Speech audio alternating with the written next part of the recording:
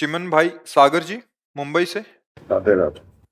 राधे राधे। श्री हरिवंश महाराज जी हमारी एक संस्था है जो जरूरतमंदों को अनाज देते हैं, पर कुछ लोग हमें बोलते हैं कि आप इससे उनको कमजोर कर रहे हैं, इससे वो कुछ नहीं करेंगे। अतः आपसे प्रार्थना है कि आप हमारा मार्गदर्शन करें कि हम इस सेवा को कैसे सुचारू रूप से करें। ऐसे लोगों की बातें नहीं सुनते हैं, ये बहिर्मुख लोग होते हैं। उनको क्या पता कि कितने ऐसे हमारे भारत में जिनको चैन से रोटी नहीं मिलती है, क्योंकि गांव में वो दृश्य हमने देखे हैं। जो ऐसे लोग हैं उनका सहयोग करना चाहिए। कोई भी मनुष्य ऐसा नहीं कि कायर बन के जीना चाहता है। कई परिस्थितियां ऐसी होती हैं जिससे मेहनत करने पर भी वो अपने परिवार को सम्यक सुख सुविधाएं नहीं दे पाते, और यदि हम चार लोग मिलकर के उनको सहयोग कर देते हैं, ये बहुत बड़ा सुकृत बन जाता है। ये बातुल भूत विवश मतवारे, ते नहीं बोले ही बचन विचारे, तिनकर कहा सुनी नहीं काना, गोस्वामी जी ने कहा। ऐसे लोगों की बातें नहीं सुनते। जैसे कहते हैं ये भिखारी हैं, इनको क्यों देंगे तो ये ऐसे कायर बने रहेंगे। नहीं, कई ऐसे हैं जिनके शरीर काम नहीं कर रहे हैं, और अगर उनको आप कुछ भोजन या व्यवस्था कर देते हैं, वो भगवान के सहारे जी रहे हैं, तो उनके प्रति ऐसा नहीं।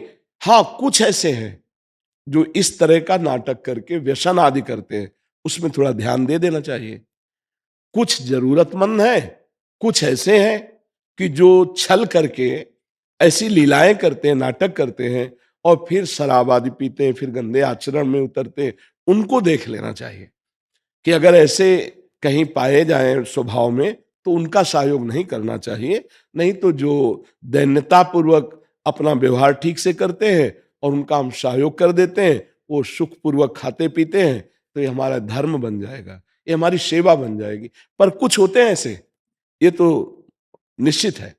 कुछ कपटी जन ऐसे होते हैं कि अन्य जनों को छल के द्वारा, ऐसा जैसे गांव में जाकर के अन्न आदि मांगना, आके दुकान में बेच देना, और फिर शराब आदि पीना, फिर ऐसे। पर वही अपमान उन संतों का भी हो जाता है जो मांग करके लाते हैं और महीनों उससे भजन करते हैं। तो अब समझ में नहीं आता है।